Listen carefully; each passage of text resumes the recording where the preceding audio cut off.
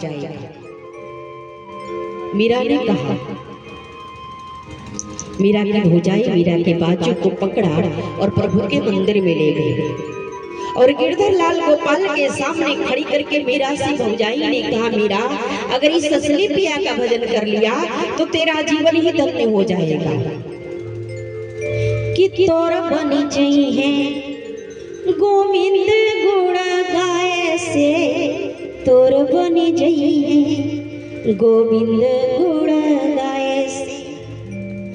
ध्रुव की बन गई प्रहलाद की बन गई, ध्रुव की बन गई प्रहलाद की बन गई, गणिका की बन गई सुगा के पढ़ाए से, तोर बनी जई गोविंद गुण गाए से। आज मीरा की भौजाई ने कहा, मीरा अगर तू इस असली प्रिया का भजन कर लिया, अपने प्रिया को वर लिया तो तेरा जीवन धन्य हो जाएगा। तेरे जीवन में कोई मार्ग में कभी बाधाएं नहीं आएंगी। मीरा ने उसी दिन से अपने असली प्रिया के भजन में लग गई। भजन कीर्तन करते करते मीरा बड़ी होने लगी, सियानी होने लगी। लेकिन कुछ दरबारियों के मन में भाव ऐसा उठा कि मीरा सयानी हो चुकी है, जवान हो चुकी है और ये मीरा इस मंदिर में बैठ करके अपना समय व्यर्थ में कमा रही है। कुछ दरबारियों ने जाकर के महाराज से कहा, महाराज आपकी बेटी मीरा ये आपका कुल कलंकित करेगी, आपकी बेटी मीरा आपका कुल कलंकित करेगी। ये पत्थर की मूर्ति के पास बैठ करके इतना समय व्यर्थ में कमा रही है। मीरा का विवाह आप करा दो, आप विदा कर दो, आपका कुल कलंकित होने से बच जाएगा। राजा को भाव भी उचित लगा। मीरा के विवाह के लिए आज बाबा ने महाराज ने व्यवस्था कर दिया। व्यवस्था हुआ, मंडप में बैठने का समय भी हुआ। कुछ सखियां आकर के कहती है, मीरा अब तेरा बारात आने का समय हुआ, तू दुल्हन बनेगी, अब तेरा पति आएगा और तू उस मंदिर में बैठ करके अपना समय गंवा रही है। मीरा ने कुछ कहा ही नहीं। आज मीरा की मैया मीरा के पास आई और बोली, मीरा अब जाने का समय हुआ, तेरा विवाह हो जाएगा, विदाई हो जाएगी, तू चली जाएगी, तुझे क्या चाहिए? आज तक तूने भाव नहीं रखा, कुछ मांगा नहीं अपने माँ से, आज मांग लो जो कुछ मांगना है। मीरा ने कहा, भैया हमें किसी चीज की जरूरत नहीं है, न किसी वैभव की जरूरत है, न कोई वस्तु की जरूरत है, मैं किसी चीज को चाहती नहीं। अगर चाहती हूँ तो अपने गिरधर लाल गोपाल कि दे दे रे माई माँ को गिरधर लाल, दे दे रे माई माँ को गिरधर लाल, केवल गिरधर लाल गोपाल को मुझे दे दे माँ, इसके सिवा मुझे कुछ चाहिए भी नहीं, किसी वैभव की जरूरत नहीं है हमें। आज मैया ने गिरधर लाल गोपाल की मूर्ति को मीरा को दिया। बारात आने का समय हुआ, मंडप में मीरा बैठाई गई, दूल्हा भी बैठाया गया। मीरा अपने गिरधर लाल गोपाल की मूर्ति को लेकर के बैठी। भावरी घूमने का समय हुआ। जब भावरी घूमने का समय हुआ तो मीरा प्रभु की मूर्ति को भावरी देने लगी। जब मीरा अपने प्रभु की मूर्ति को भावरी देने लगी तो मीरा की सखियां दिल लगी करती हैं कि मीरा तेरा पति बैठा हुआ है जिसके साथ तेरा विवाह होने वाला है, और तू भावरी किसका दे रही है? इस पत्थर की मूर्ति का परिक्रमा दे रही है, ये तेरा पति बैठा हुआ है। मीरा ने कहा, मैं असली पिया का परिक्रमा कर रही हूँ, मेरा तो ये असली पिया है। मीरा ने कहा, ऐसे बर को क्यों बरू, जो जन्म ले तो मर जाए, बर बरियो गोपाल जो मूर्छुलो हमरो हो जाए। ऐसे बर को क्यों बरू, आज जन्म लिया है कल मरेगा, और इस सुहाग का जो परिक्रमा कर रही हूँ, ये सुहाग अचल है, अमर है। इस सुहाग को कोई मिटा ही नहीं सकता। मैं अपने असली पिया का परिक्रमा कर रही हूँ। यही मेरा असली पिया गिरधर लाल गोपाल है। कोई बात नहीं, विदाई का समय हुआ, डोली में बैठाया गया मीरा को। मीरा अपने प्रभु की मूर्ति को लेकर के मीरा बैठ गई। विदाई हुआ, ससुराल गई। और मीरा को जब ससुराल में सैन कक्ष मिला, जो व्यवस्था मिला, उसी सैन कक्ष में मीरा ने प्रवेश किया। और प्रवेश होने के बाद किवाड़ा की सिकनी अंदर से मीरा ने बंद कर लिया। किवाड़ा का सिकनी बंद किए, प्रभु को पधराई। मीरा प्रभु के पास बैठी, सैन कक्ष बंद है। 15 दिन बीत गया, कक्ष बंद किए। राजा पहुंची मीरा के सैन कक्ष के पास। मारा लाल से किवाड़ा की सिकनी टूट गई। मीरा के पास पहुंचा, मीरा के बाजू को पकड़ करके खींच के बाहर लाया कि मीरा 15 दिन हो गया तुझे आई, तू इस राज दरबार की लक्ष्मी बन के आई थी, और जब से आई है तब से इस पत्थर की मूर्ति को लेकर के बैठी हुई राज दरबार का ध्यान नहीं है। इससे मेरा कुल कलंकित होगा, इसलिए तुम्हारे साथ क्या करें। और इस राजा ने इस भाव को रखा तो मीरा का शरीर कांप रहा था, सहमी हुई थी मीरा। मीरा ने कहा मैं जवाब दूं तो क्या दूं, लेकिन मीरा ने कहा आप जैसे 15 दिन व्यतीत किए वैसे 15 दिन और प्रतीक्षा करिए, उसके बाद मैं आपसे बात करूंगी। मीरा अपने सैन कक्ष में आई। भोजराज निकला, क्रोधित था।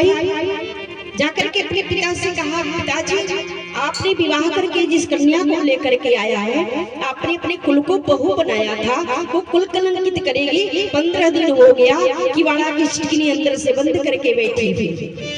उसे राज दरबार का ध्यान नहीं है, उसे राज दरबार का ध्यान नहीं, ये कुल कलंकित करेगी। भोजराज के पिता ने कहा ऐसा है, इसमें कौन सी बड़ी बात है, विष के प्याला दे तो मीरा मर जाएगी, विवाह दूसरा करा देंगे। और मिला ही कौन, उदाबाई को बुलाया गया और मीरा आज सैन कक्ष में पड़ी। प्रभु की मूर्ति के पास बैठ गई मीरा। मीरा ने कहा मेरे समझ में नहीं आता, मैं करूं तो क्या करूं, किसका सहयोग लूं। हो साथी हमारा कौन बनेगा। क्या बात है, कहती है मीरा भगवान से कि साथी हमारा कौन बनेगा। तुम ना सुनोगे तो सुनेगा, तुम ना सुनोगे तो सुनेगा। साथी हमारा, साथी हमारा कौन बनेगा। तुम ना सुनोगे तो सुनेगा, तुम ना सुनोगे तो सुनेगा।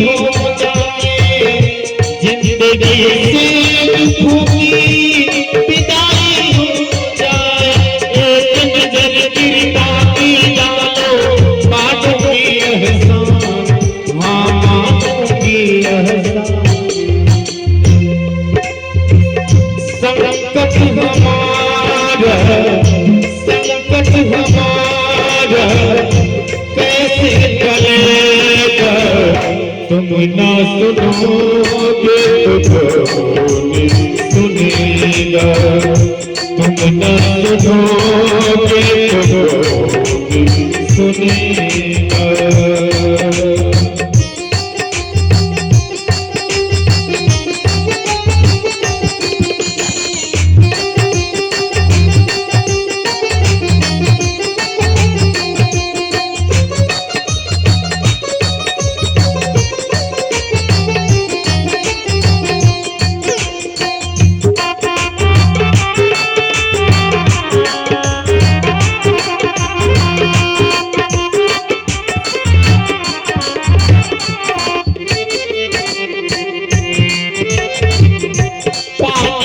सर से ऊपर मुसीबत पड़े गई है, आज हमको तुम्हारी जरूरत पड़ गई है।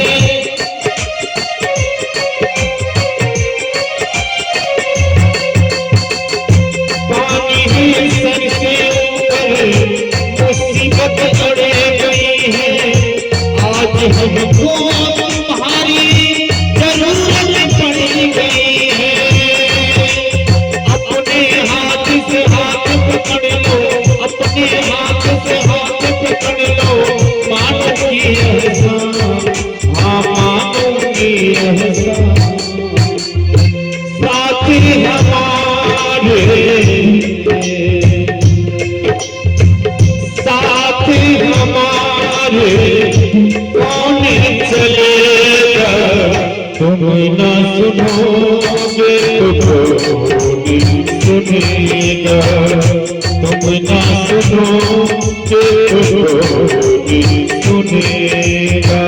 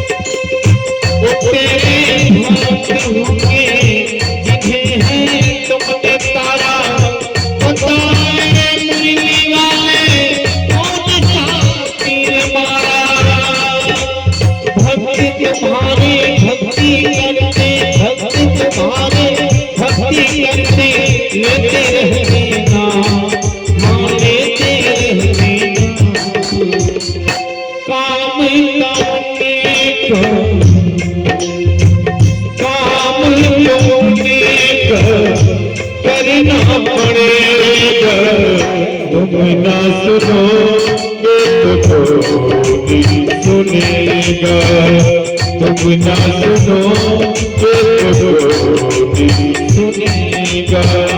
साथी हमारा, साथी हमारा कौन बनेगा, तुम ना सुनोगे तो कौन सुनेगा, तुम ना सुनोगे सुनेगा, तुम ना सुनोगे